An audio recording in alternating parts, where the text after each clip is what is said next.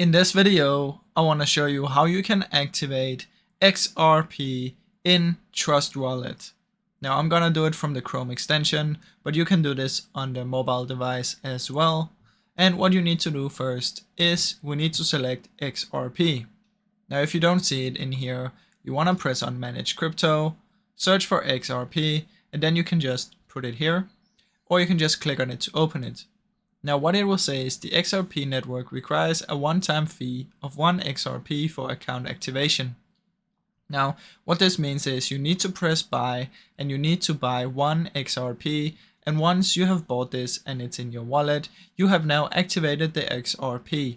So this is the only way that you can do this. You cannot go around this. So you need to buy 1 XRP here, and once that is done, it should now be activated. So that's basically how it works, guys. I really hope you enjoyed this short video. If you did, please leave a like and subscribe, as it helps me out a ton. Thank you so much for watching.